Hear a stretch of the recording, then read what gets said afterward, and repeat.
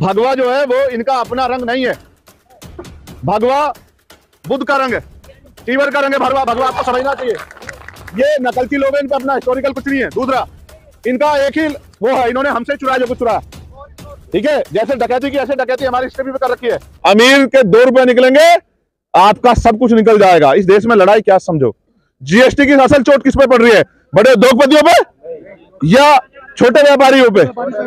GST की असल मार पड़ रही है छोटे व्यापारियों पर। आज तक चिन्हित करके मुझे कहने में कोई परहेज नहीं। मैं उत्तर प्रदेश का दौरा करके आया कि यहां से दिल्ली से एक लिस्ट आती है या लखनऊ शासन से एक लिस्ट आती है डिस्ट्रिक्ट में, और डिस्ट्रिक्ट के अधिकारियों को कहा था ये जाति धर्म के लोग हैं, इनकी ये दुकानें, इन दुकानों पर जाकर जीएसटी का छापा मारना है। ये जो इस सोच के साथ जो राज हो रहा है, इससे हमें समझना पड़ेगा।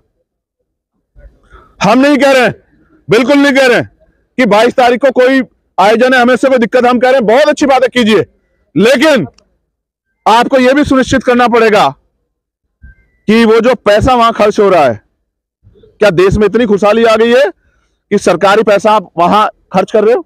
आपको यह भी बताना पड़ेगा, हमें पूछना पड़ेगा। किसी अन्य धार्मिक आयोजन होगा तो आप उस पर भी इतनी शिद्दत से काम कर पाओगे?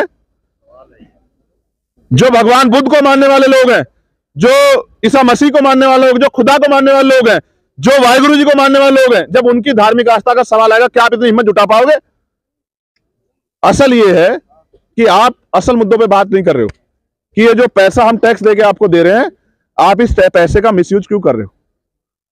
भाई ईश्वर, आपने देखा ना, ईश्वर कभी कहता है कि मुझे पैसा दो। ईश्वर तो कहता है ना देने वाला है।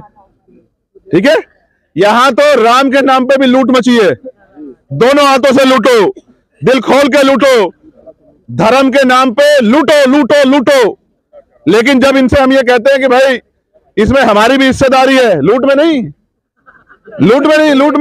हमारी हिस्सेदारी किस चीज में है कि हम भी टैक्स देते हैं, इस पैसे का कुछ हमारे बच्चों को छात्रवृत्ति दे दो, तो तब इनको सांप सूंघ जाता है। समझ रहे हो? इसलिए मैं आपसे कह रहा हूं, हमें इन लूट को समझना पड़ेगा और इस लूट पे अपनी बात रखनी पड़ेगी। और जब तक हम सवाल नहीं करेंगे, ये जवाब नहीं देंगे। इनका एकमात्र उद्देश्य ये है कि जो ये चाहते हैं उस पर काम होता रहे। क्या हम इनके हिसाब से काम करेंगे? फिर हम गुलामी तो हुए ही नहीं हुए। वो अलग बात है कि मुझसे बड़े बड़े गुलाम भी यहां थे, अभी वो इधर उधर गए वो टहलने। लेकिन कब तक हम इस देश में गुलाम बनकर रहेंगे? आप बताओ। क्या हम ये लड़ाई गुलाम बनने के लिए लड़ रहे हैं?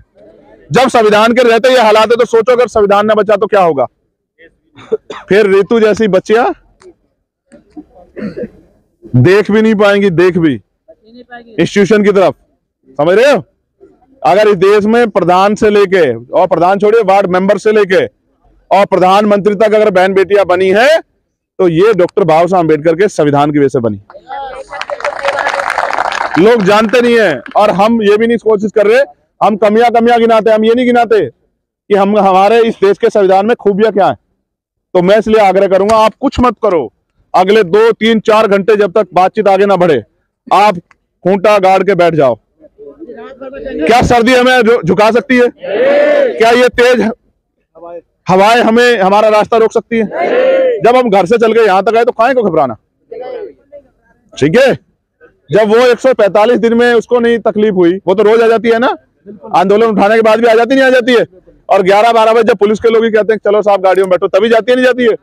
या कहती है कि भाई अब तो देखो हालात क्या हो गए, ना हम जेल से डरते, ना हम मुकदमों से डरते, ना ही हम किसी धमकी से डरते, तो हालात क्या करो मरो के हो गए। इसलिए फिर मैं आपसे कह रहा हूं कि संघर्ष करो, संघर्ष के अलावा कोई रास्ता नहीं है। और अगर नहीं करोगे संघर्ष तो भविष्य क्या है? अंधकार में। अगर पहले जैसा भारत चाहते हो तो फिर मत करो, और अगर ऐसा भारत चाहते हो जैसा सपना बाबा साहब अम्बेडकर ने देखा तो फिर करो। इसीलिए हमने 22 तारीख को दिल्ली की टीम ने जंतर मंतर पे संविधान सभा बुलाई, क्योंकि 22 तारीख को 22 जनवरी 1947 को भारतीय संविधान की प्रस्तावना को, उसके लक्ष्य उद्देश्यों को स्वीकार किया गया था कि इस संविधान के लक्ष्य और उद्देश्य क्या होंगे, जिनको अभी तक हम प्राप्त नहीं कर पाए हैं। और दूसरी तरफ ये आंधी चल गई कि संविधान को हटाओ, संविधान को हटाओ, संविधान को हटाओ।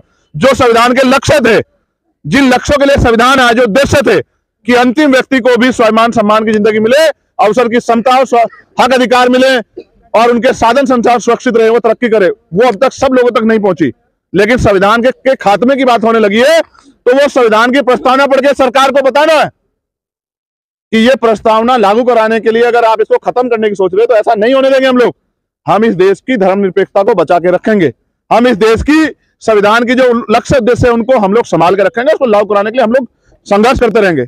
इसलिए आपसे कह रहा हूं, मैं आशा उम्मीद करूं कि जब जब यहाँ वक्ता बोलेंगे आप लोग बहुत उत्साहित होकर इधर उधर नहीं भागेंगे, आराम से बैठ के सुनेंगे। कितने लोग हैं जो सुनेंगे? नहीं, ईमान, एक मिनट नीचे करो। एक होता है ईमान, एक होता है ईमानदारी। जो ईमानदारी से बैठेंगे, क्योंकि देखो मैं भी समझता हूं, आप थोड़े से पीछे पीछे हो जाओ, क्योंकि ऐसा ना पैर सीधे नहीं होंगे, दिक्कत होगी। आप समझते ना, अपने आप को रिलैक्स कर लो, थोड़े से पीछे पीछे हो जाओ, पैर सीधे कर लो। मानो कि आप अब आपको आराम करना है, बहुत संघर्ष हो गया आपको, इस तरह से होकर बैठो कि आप आराम से बैठ सको। पैर अगर नहीं, पैर मुड़े रहेंगे तो क्या होगा?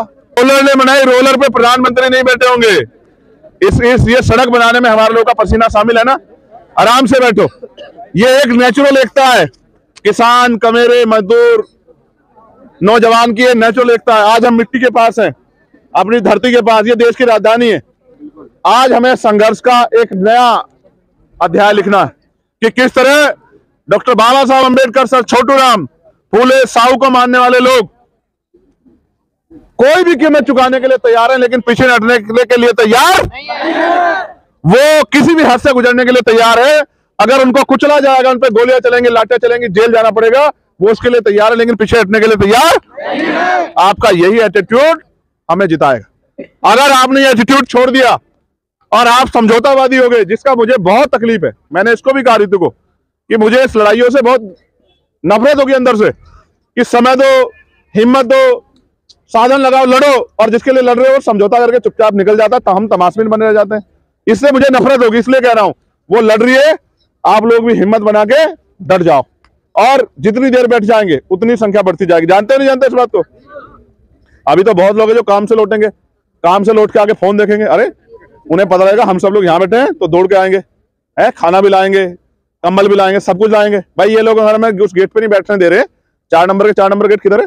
अगर 4 नंबर गेट पे नहीं बैठने दे रहे तो यहीं बैठ जाते हैं, इसी को 4 नंबर गेट बना लेते, क्या हो गया? गद्दे ये तुम्हारे तन से कपड़े ना छीन ले इनका, बस चले। सुनो, अब तो तुम्हारे जहां तुम बैठते हो उसको शुद्ध करने के लिए पानी डाल रहे हैं, पहले तो पीने के लिए पानी नहीं देते थे। ये दिल्ली है, यहाँ पीने के लिए 1 गिलास पानी के लिए बहुत, समझते हो?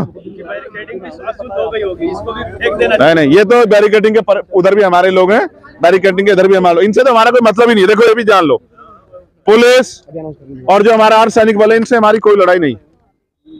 ये कर्मचारी लोग हैं, इनको भी नहीं पता कब ये प्राइवेट हो जाएंगे, कब ये निजीकरण की भेंट चढ़ जाएंगे, कब इनको कहा जाएगा तुम्हारी भी नौकरी खत्म है, घर बैठो जाके।